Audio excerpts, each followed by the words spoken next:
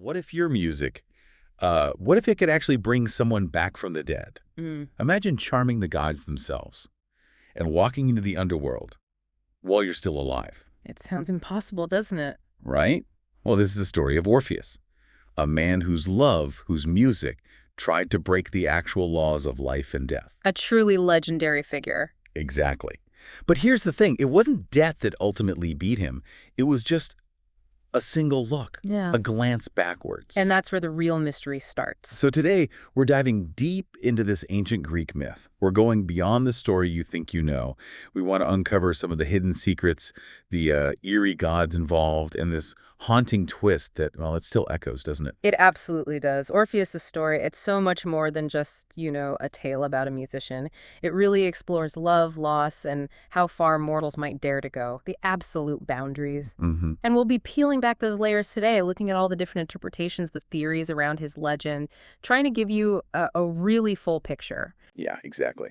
For this deep dive, we've drawn from quite a few different places. Some well-known accounts of Orpheus, some more obscure fragments too.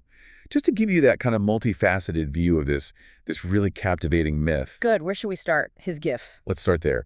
Orpheus wasn't just a musician. He was like the musician in Greek myth. Right. The benchmark. Yeah. Son of a muse, Calliope, and some even say Apollo himself was his father, his lyre. Yeah. It wasn't just playing music, it was pure magic. It said lions would lie down when he played. Exactly. Lions bowed, trees leaned in to listen. Even stones, actual stones, supposedly moved. That's profound power. Incredible power. They say he could stop wars with just a single note. But despite all that, what he really wanted was simple. It was love. And then he found Eurydice. And it's important to stress his music wasn't just background entertainment. It was seen as this elemental force, something that could bend nature, move the gods. And that unparalleled gift, it really tells you something about his character and why his pursuit of love became this all-consuming thing. Their love story is often described as, well, perfect. Yeah. Pure, uh, almost too perfect, maybe? Which in Greek myths is often a warning sign. Exactly. Perfection tends to attract trouble. So one day, Eurydice is in a meadow, maybe dancing, maybe just walking. The accounts vary slightly. Right. And a viper, a serpent, strikes her, bites her ankle. Hmm. And just like that, she collapses. Her spirit slips away, straight to the underworld. Such a sudden, brutal loss. And it really sets the stage for everything that follows. It's interesting, too, how her death is interpreted. Oh, how so? Well, some versions just say it was a tragic accident, pure chance. Others hint at fate being involved, like it was meant to happen. Okay. And then there are darker suggestions that maybe it was a punishment, perhaps for their love being too perfect, too defiant of, the mortal condition. Wow. Okay, so even her death isn't straightforward. Not entirely, no. Adds another layer. And Orpheus's reaction. It wasn't typical grief, was it? The stories say he didn't scream, he didn't weep. Not at first. No, he played his lyre. He played. And the music was so full of sorrow, so powerful, that the earth itself supposedly trembled. Imagine grief expressed with that kind of force. It's almost terrifying in its intensity. So he makes this incredibly daring decision, something no mortal had ever really tried before. To go get her back from the land of the dead. Yes, he descends into Hades. Alive, he has to get past the river Styx, deal with Chair and the ferryman, somehow soothe Cerberus, the three-headed guard dog, Terrifying obstacles, and he's surrounded by the dead, the suffering souls. and he walks through all of it. Then he reaches the throne of Hades and Persephone, and he plays for them. And this is the moment. The music does what nothing else could. It moved the unmovable. Hades, the grim god of death himself, is said to have actually shed tears. Iron tears, some say. And Persephone, queen of the underworld, who knew sorrow herself. She was moved too. Maybe even smiled. Just think about that feat. A living mortal, swaying the rulers of the dead through art. It's monumental. It speaks volumes about the perceived power of music, of art in the ancient Greek world. It could apparently bridge even the gap between life and death, at least temporarily. So they agree. Hades agrees to let Eurydice return. But, of course, there's a catch. Always a catch with the gods. Always. Hades sets one condition. Crucial one. She will follow behind you, but you must not look back. Not until you are both fully in the light of the world above. Not one look, not even a glimpse. It sounds simple, doesn't it? Just walk forward, don't turn around. Deceptively simple. Exactly. There's a terrible irony baked in. Because as you know, the gods in these myths, they seem to enjoy tragedy almost as much as they value obedience. Maybe more. Yeah, it feels like a setup for heartbreak looking back on it. Mm-hmm. It really does. So picture Orpheus walking back up, out of the darkness. The path is steep, winding. He can hear her behind him. Her footsteps. Faint, maybe, but there. The tension must have been unbearable. Every sound, every silence. He can't see her. He just has to trust. He starts to feel the air change, get warmer. He can almost sense the sunlight ahead. They're getting closer, almost out. So close. But then Yeah. maybe doubt starts to creep in, or fear. Something feels wrong. Maybe the footsteps sound fainter, or maybe he imagines they do.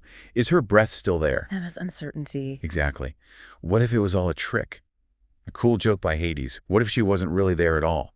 Or what if something happened to her on the path? The what ifs would be torture. Absolute torture. And in that final moment, just as he's about to step into the light, maybe he sees the sun on his own face. That terror, that doubt, it just overwhelms him. He looks back. The fail glance. He turns, and he sees her. For a split second, she's there. Almost human, almost alive, real. But only almost. Only almost. Because the moment he looks, the deal is broken. She's pulled back, snatched away into the darkness forever. Just Gone. Gone. Silent. Sad. Maybe a whisper of her name, but gone. Irretrievably. oh, the agony of that. Being so close. Literally steps away from saving her, from succeeding against impossible odds. It's devastating. It really is. That closeness to victory makes the failure, the loss, so much more profound, so much more memorable, I think. Absolutely. But here's where it gets really interesting and maybe a bit mysterious. Why did he look back? Right. That's the core question, isn't it? It seemed simple. He doubted. He failed. But is it really just that? The sources, the interpretations over centuries, they offer, well, a lot more possibilities. It feels more complex than just a moment of weakness. It really does. And this is where we can really dive into the different theories based on the ancient material. And, you listening can think about which one feels right or most compelling. Okay, let's unpack them. What's the most common take? The most common is pretty much what you'd expect. Doubt, a failure of faith in the God's promise, or maybe just impatience. Human error, essentially. He couldn't bear the uncertainty any longer. Okay, that makes sense. But what else is there? Well, another strong contender is divine manipulation, or maybe illusion. Some suggest Hades never intended to give her back fully.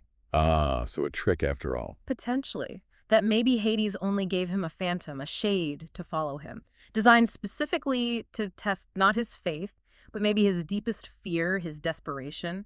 Some versions even imply Eurydice wasn't really there at all behind him. Wow. Okay, that puts a different spin on Hades. It does. Then there's the idea of a divine curse. That Orpheus wasn't just tested, he was doomed from the start. Cursed. Why? Because he dared too much. He tried to cheat death to bend the rules of the cosmos. The gods punished his hubris by making the condition impossible for him personally to fulfill. So failure was inevitable. In that interpretation, yes. And there are even stranger, darker whispers in some corners of the mythology. Like what? Like the idea that Eurydice's soul, while in the underworld, had been claimed or altered maybe by some other entity, a jealous spirit or some forgotten chthonic god. Yeah. So the Eurydice following him wasn't the same one he lost. Okay, that's getting creepy. It is. And perhaps the most chilling theory, the one that really sticks with you, Go on. is that Orpheus looked back deliberately, knowing he would lose her. Why on earth would he do that? Because in that moment, before stepping into the light, he saw something in her eyes, or sensed something about her presence, something terrifying, something inhuman, that the thing following him wasn't truly his Eurydice anymore. Whoa. So he chose to lose the shade rather than bring back something else. That's the implication of that theory. It turns his failure into a horrifying kind of choice, a protective act almost. That completely changes the emotional weight of that moment. It's not just tragic failure, it's cosmic horror. It is. It adds this incredibly dark, speculative layer. So you see, it's not just one simple answer. It could be doubt, illusion, curse, a changed beloved, or even a conscious, terrible choice. It's fascinating how one action can hold so many potential stories within it. That glance. It's like a prism reflecting all these different fears and possibilities about gods and mortals. Precisely. It makes the myth endlessly debatable, endlessly relevant. So what happened to Orpheus after this? after losing her for the second final time. His life after. It was defined by that loss. The stories say he never loved another woman. He just wandered the world. Still playing his music. Oh, yes. But now, only songs of grief and loss. Music so profound, so hauntingly beautiful that it said rivers would weep and flow backwards to listen, and nightingales cried. Wow. He lived his sorrow through his art. Completely. Until his own end, which, in the most famous version, was quite violent. How did he die? He encountered the Maenads, the wild, frenzied female followers of Dionysus. Not a good group to run into if you're not participating. Exactly. They were enraged, perhaps by his constant mourning, his rejection of their ecstatic rites, maybe his loyalty only to the memory of Eurydice. They attacked him. And his music didn't save him. This time, no. Their frenzy was too great, perhaps fueled by Dionysus himself. They tore him limb from limb. Brutal. Very. But even then, legend says his head, thrown into the river Hebrus, floated downstream, still singing, still calling for Eurydice. Incredible imagery. Haunting. It is. But his story doesn't entirely end in tragedy. His legacy lived on. The Muses gathered his remains and his lyre. The gods placed it in the sky. As a constellation. Yes. Lara. An eternal tribute among the stars. A memorial to the man who descended into death for love, challenged the gods, and ultimately lost. But whose music, whose story, became immortal.